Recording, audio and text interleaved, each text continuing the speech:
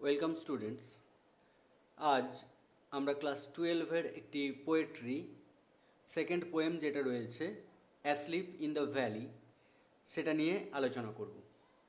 তো এই asleep in the valley একটি কবিতা যেটি ফ্রেঞ্চ পোয়েট আর্থার রাবো রচনা করেছিলেন। এটি একটি ইটালিয়ান টাইপের সনেট। সনেট কি 14 লাইনের একটা কবিতা। তো এটা ইটালিয়ান ফর্মে লেখা, অর্থাৎ এর মধ্যে ফার্স্ট পোর্শনটা রয়েছে অক্টেভ হিসাবে 8 লাইনের, সেকেন্ড পোর্শনটা রয়েছে সেস্টেড হিসাবে 6 লাইনের। তো এটা স্ট্রাকচারের দিক থেকে যেমন আমরা বলছি সনেট, অন্য আর একটা দিক থেকে থিমেটিক্যালি এই পোয়েমটা একটা ওয়ার পোয়েম। ওয়ার পোয়েম কি? যুদ্ধ, কোনো কিছু যুদ্ধকে নিয়ে লেখা বা যুদ্ধের যে সমস্ত দিকগুলো রয়েছে সেইগুলোকে নিয়ে লেখা একটি কবিতা। তো মূলত এই ওয়ার পোয়েম দু ধরনের হয়ে থাকে। এক ধরনের কবিরা যুদ্ধকে নিয়ে প্রশংসা করে, যুদ্ধকে গ্লোরিফাই করে লিখে থাকেন কবিতা। সেই ধরনের কবিদের মধ্যে রয়েছেন রুপার্ট ব্রুক, সিগফ্রিড শ্যাসন। এরা যুদ্ধটাকে গ্লোরিফিকেশন দেন। যুদ্ধ মানে একটা রোম্যান্টিসিজম, একটা দেশের প্রতি প্রেম, দেশপ্রেম, সেই জিনিসটা তারা তার কবিতার মাধ্যম দিয়ে ফুটিয়ে তোলেন। কিন্তু এখানে আর্থার রাবো তার উল্টোটা দেখিয়েছেন, যেমনটা আমরা দেখতে পাবো উইলফ্রেড আওয়েনের কবিতাগুলোতে, যার কবিতায় অ্যান্টি ওয়ার অর্থাৎ যুদ্ধের বিরুদ্ধে। যুদ্ধ মানেই হচ্ছে ধ্বংস, যুদ্ধ মানেই হচ্ছে ফিউটিলিটি আর মিনিংলেসনেস। আর সবশেষে আমরা কি দেখতে পাই? একটা ট্র্যাজিক ডেথ, ট্র্যাজিক এন্ডিং। যুদ্ধক্ষেত্রে যেই যেতুক না কেন, সব ক্ষেত্রেই সোলজাররা কিন্তু সেই যুদ্ধের ভিকটিম হন। এই কবিতাটি দেখা যাক কি বলছেন কবি। A small green valley where a slow stream flows. একটা ছোট্ট সবুজ উপত্যকা যেখানে একটি নদী বয়ে চলে, স্ট্রিম অর্থাৎ স্মল রিভার। তার স্পিড কীরকম? স্লো, ফাস্ট নয়, তার ওয়াটার স্লোলি বয়ে চলেছে। একটা ছোট্ট নদী, একটা উপত্যকা। প্রথমে আমরা একটা পিকচার পাচ্ছি, দেখো পুরো কবিতাটির প্রথম দিকটা একটা পিকচারেস্ক ডেসক্রিপশন তিনি দিয়েছেন একটা ভ্যালির, একটা উপত্যকার, যেটা যুদ্ধক্ষেত্রের সাথে কন্ট্রারি। যুদ্ধক্ষেত্রে যেমনটা আমরা একটা হরর দেখতে পাই, সেই জিনিসটা নেই, একটা সুন্দর উপত্যকা আমরা দেখতে পাচ্ছি। আ স্মল গ্রিন ভ্যালি, একটা সবুজ ছোট্ট উপত্যকা। Where a slow stream flows, যেখানে একটি ছোট নদী বয়ে চলেছে। And leaves long strands of silver, এবং ফেলে রেখে গেছে লম্বা যে রূপালি বালুর চর। অন দ্য ব্রাইট গ্রাস, উজ্জ্বল ঘাসগুলিতে নদীটি বয়ে চলেছে। তার দুপাশে কি রয়েছে? বালি। সেই বালিগুলো কীরকম? রূপালি রঙের। কোথায় ছড়িয়ে আছে? ঘাসের মধ্য দিয়ে। From the mountain top stream the sun's rays, আর পর্বতের উপর থেকে সূর্যের আলো ছড়িয়ে পড়ছে।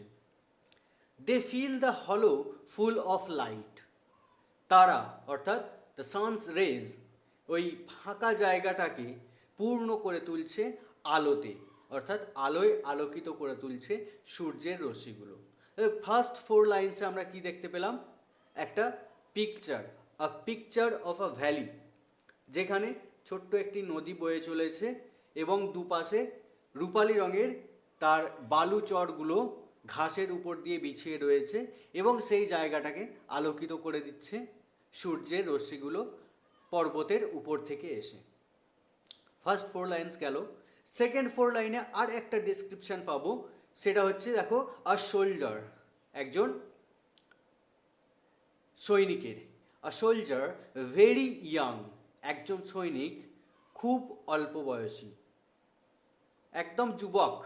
লাইজ ওপেন মাউথড, শুয়ে রয়েছে মুখ হাঁ করে।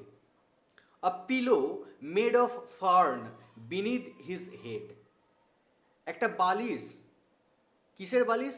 মেড অফ ফার্ন, অর্থাৎ সেই পাহাড়ি এলাকায় ফার্ন গাছের নরম যে পাতাগুলো, সেই পাতাগুলো দিয়ে সে বালিশ বানিয়ে নিয়েছে। বিনিথ হিজ হেড, তার মাথার নিচে। অ্যাসলিপ, ঘুমন্ত। স্ট্রেচড ইন দ্য হেভি আন্ডারগ্রোথ, সেই পাহাড়ের নিচের উপত্যকায় বেড়ে ওঠা ঝোপ জঙ্গলগুলোতে ছড়িয়ে রয়েছে তার শরীরটা। Pale in his warm green sunsoaked bed, এখানে পেল অর্থাৎ বিবর্ণ, ফ্যাকাশে, এত কিছু ব্রাইটনেসের মাঝে আমরা একটা সোলজারকে পেলাম। সে ঘুমন্ত অবস্থায় রয়েছে, বালিশ তার মাথায়, ফার্ন গাছের পাতা, সে ঘুমোচ্ছে সেই বেড়ে ওঠা জঙ্গলগুলোতে, কিন্তু তার মুখটা কীরকম? বিবর্ণ, যদিও তার যে বিছানা সানসোকড, অর্থাৎ সূর্য স্নাত, সূর্যের আলোয় তার বিছানাটা যেন ভিজে রয়েছে, সূর্যের আলোয় আলোকিত হয়ে রয়েছে, সবুজ উষ্ণ তার বিছানায়, বিবর্ণ হয়ে শুয়ে রয়েছে। Second 4 lines. তারপরের 3টে লাইনে আবার আমরা তার ডেসক্রিপশন পাচ্ছি কিছুটা। His feet among the flowers, তার পা রয়েছে, তার 2টি পা রয়েছে ফুলগুলোর মাঝে। হি স্লিপস, সে ঘুমাচ্ছে। His smile is like an infants, তার হাসিটা একটা শিশুর মতো। জেন্টল উইদাউট গাইল, মৃদু একটা নম্র হাসি, নিষ্পাপ হাসি। উইদাউট গাইল, গাইল মানে দোষ, নির্দোষ। উইদাউট গাইল, তার নির্দোষ হাসি হেসে তার মুখখানি করে সে ঘুমাচ্ছে। আহ নেচার কিপ হিম ওয়ার্ম, হি মে ক্যাচ কোল্ড, কবি নেচারকে তিনি বলছেন যে হে প্রকৃতি, তাকে উষ্ণ রাখো, তার ঠান্ডা লেগে যেতে পারে। এরকম একটা পিকচারেস্ট ডেসক্রিপশন আমরা পেলাম, যেখানে একটা সুন্দর উপত্যকায় একটা সৈনিক, খুব অল্প বয়সী সৈনিক, সে যেন রেস্টিং ইজ ইন পিস, সে শান্তিতে বিশ্রাম নিচ্ছে কোনো যুদ্ধের শেষে। আর তার পাগুলো রয়েছে ফুলের মাঝে। তার হাসিটা দেখে মনে হচ্ছে না সে কোনো ভায়োলেন্ট সোলজার বলে, বিধ্বংসী কোনো সৈনিক সে নয়, তাকে দেখে মনে হচ্ছে খুব অল্প বয়সী একটা সৈনিক।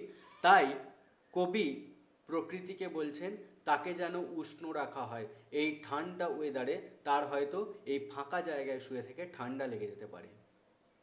The humming insects don't disturb his rest, তার এই বিশ্রাম, এই বিশ্রামটাকে গুনগুন করা যে ইনসেক্টগুলো রয়েছে, পতঙ্গগুলো রয়েছে, পোকামাকড়, মাছি, মশা, তারা কেউ বিরক্ত করতে পারে না। অর্থাৎ সে শান্তিতে রেস্ট নিচ্ছে। He is resting in peace, he sleeps in sunlight, সে সূর্যের আলোতে ঘুমাচ্ছে। অর্থাৎ সূর্যের আলোটা তার মুখে এসে পড়ছে, তাও ঘুমাচ্ছে, এতটাই সে শান্তিতে ঘুমাচ্ছে। One hand on his breast, তার একটা হাত তার বুকের উপরে। অ্যাট পিস, শান্তিতে। আর in his side there are 2 red holes, এই লাস্ট লাইনটাতেই তিনি একটা হরর তৈরি করেছেন। দেখো, তার পাশে, অর্থাৎ তার যে সে ঘুমাচ্ছে তার পাশে দেখা যাচ্ছে 2টো লাল গর্ত। অর্থাৎ এই লাল গর্তগুলো অন্য কিছু নয়, এই লাল গর্তগুলো হচ্ছে বুলেট উন্ডস, গুলির আঘাত। সেই গুলিতে সেই সৈনিকটা মারা গিয়েছে, তাকে দেখে মনে হচ্ছে ঘুমাচ্ছে, শান্তিতে ঘুমাচ্ছে, কিন্তু অ্যাকচুয়ালি সে মারা গিয়েছে। এই লাস্ট লাইনটা আমাদের মধ্যে একটা হরর সৃষ্টি করলো। কীরকম? যে যুদ্ধের ব্যর্থতা, যুদ্ধে 2টো দেশ বা 2টো স্টেট যুদ্ধ করে, ঠিক আছে, কোনো না কোনো একজন জয়ী হয়, কিন্তু অ্যাকচুয়ালি কেউ জয়ী হতে পারে না। আর যারা যুদ্ধ করে তারা যুদ্ধ চায় না, যারা যুদ্ধ চায় তারা যুদ্ধক্ষেত্রে যায় না।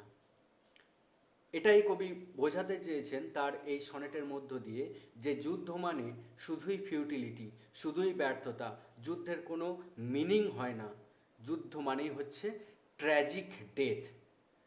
তো এখানে এই অল্প বয়সী সৈনিকটা, তাকে দেখে মনে হচ্ছে কত নিষ্পাপ, কিন্তু নিষ্ঠুর যুদ্ধ তার এই প্রিম্যাচিওর ডেথের কারণ। এই যে অল্প বয়সে তার মারা যাওয়ার কারণ হচ্ছে যুদ্ধ। তো এখানে এই সৈনিক, he had witnessed the horror of war, and in this poem he has expressed the pity of war. যুদ্ধের যে করুণ পরিণতি, যুদ্ধের করুণ পরিণতি, সেটাই এই কবিতায় যে সৈনিক তার সাক্ষ্য বহন করছে। The poem presents before us a picture of a soldier who is resting in a valley among the flowers and humming insects. এখানে আমরা দেখতে পাচ্ছি একটা সৈনিক যে কিনা শান্তিতে একটা উপত্যকায় বিশ্রাম নিচ্ছে, ফুল এবং গুনগুন করা পতঙ্গের মাঝে। আর the serene picture suddenly turns into a brutal one. সব কিছু ঠিক ছিল, সুন্দর উপত্যকা, একটা ছোট্ট অল্প বয়সী সৈনিক, সে শান্তিতে ঘুমাচ্ছে, হয়তো যুদ্ধ শেষ করেছে, সে যুদ্ধ জিতে গেছে, সেই ক্লান্তি থেকে সে মুক্তি পেতে রেস্ট নিচ্ছে। কিন্তু এটা একটা নিষ্ঠুর পরিণতির দিকে ঠেলে দিল যখন আমরা দেখতে পেলাম তার সাইডে রয়েছে দুটো বুলেট উন্ড, অর্থাৎ সে ডিস্ট্রয়েড হয়ে গেছে, সে ধ্বংস হয়ে গেছে। He is a victim of war. This is the war which has made his tragic death. এই যে ভ্যালিটা, এই ভ্যালিটা signifies the landscape transformed into a valley of death. একটা সুন্দর উপত্যকা হঠাৎ করে পরিণত হয়ে গেল একটা মৃত্যু উপত্যকায়। এই পোয়েমটা একটা সনেট প্যাটার্নে লেখা হয়েছে। এখানে ওয়ার, যুদ্ধকে দেখানো হয়েছে অর্গানাইজড ফর্ম হিসাবে। যুদ্ধ আমরা ক্রিয়েট করি, ওয়ার মঙ্গার রয়েছেন, তারা যুদ্ধকে সৃষ্টি করেন। যুদ্ধকে সৃষ্টি করার ফলে কিছু প্রাণ, সেগুলো বুচারি অফ ইয়াং লাইভস, অর্থাৎ যুদ্ধক্ষেত্রটা হচ্ছে অল্প বয়সী জীবনের কসাইখানা। এটাই কবি এই কবিতার মধ্য দিয়ে দেখিয়েছেন।